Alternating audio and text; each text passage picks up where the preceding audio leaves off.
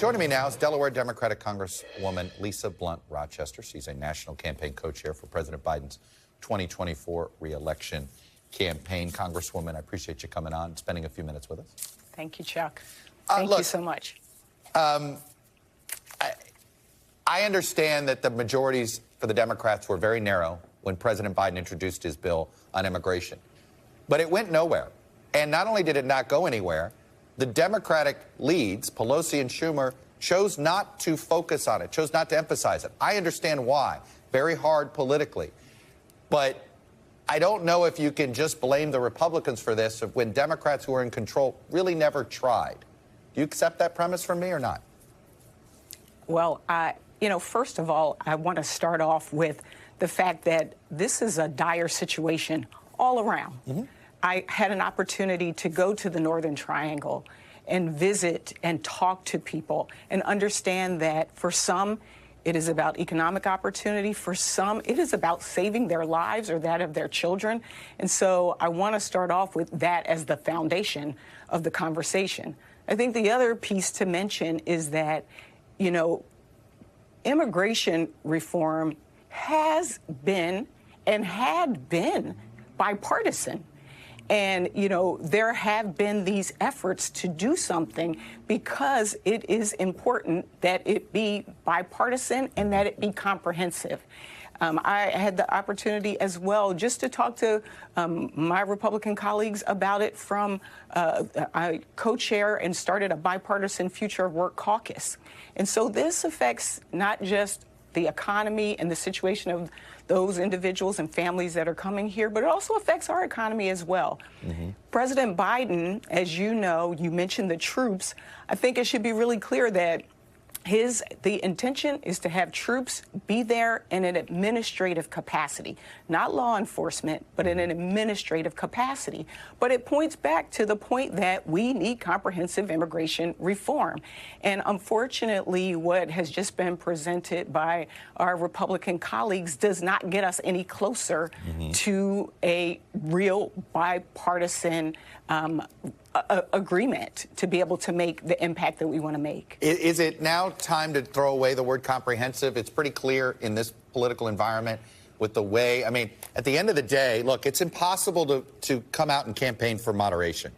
We see it now, right? I know, you get pounded as an elected official if you call for compromise, right? Your base of your party, left or right, comes at you.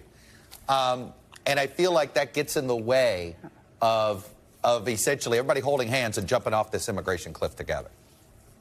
So, Chuck, I don't think we need to get away from the word comprehensive, but I do think that we need to take the wins. Your last story was about gun violence. Mm-hmm. And the fact that after 30 years, we were able to come together in a bipartisan way and pass legislation really does have an impact on people. Did we go as far as we want to yet? No. Mm-hmm. But it made a difference. And I think that, President Biden, all the years I've known him, it's been over 30-something years, that's always the way that he operated was, let's try to find that common ground for the American people. That's why we were able to pass the bipartisan infrastructure law after I don't even know how many decades. We've talked about that. And I think that there is a way forward. Is it to demonize groups? No. Is it to isolate folks? No. But is it to say, what creates a safer environment for us? Yeah. What for those coming? What creates opportunity for those coming? Right. Those things we need to do, and we need to do them together. On the issue of asylum specifically,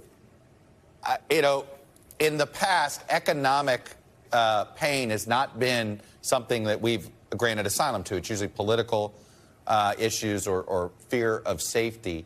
Where are you on this? Should economic opportunity be something we give asylum to?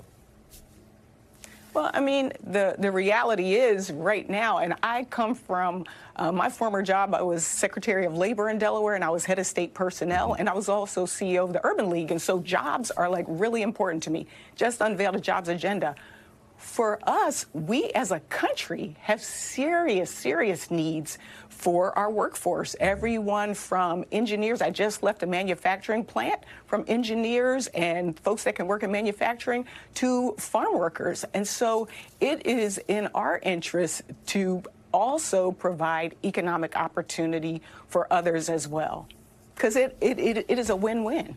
No, look, our inflation situation is something that is arguably more to do with our immigration problem than it does with interest rates. But that's a debate that I've been like yelling in a wind tunnel about. But let me pivot here to the debt ceiling. Yeah. Is the president?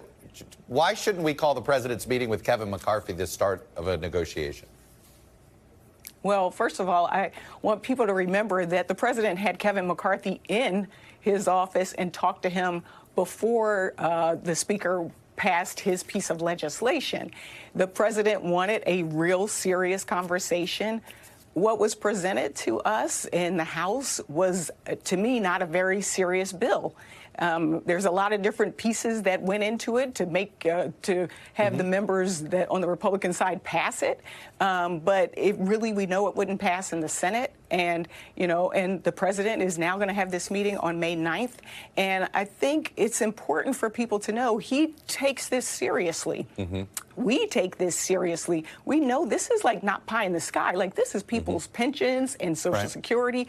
And they, some of the proposals that were in this bill that the Republicans passed had cuts to things like Meals on Wheels.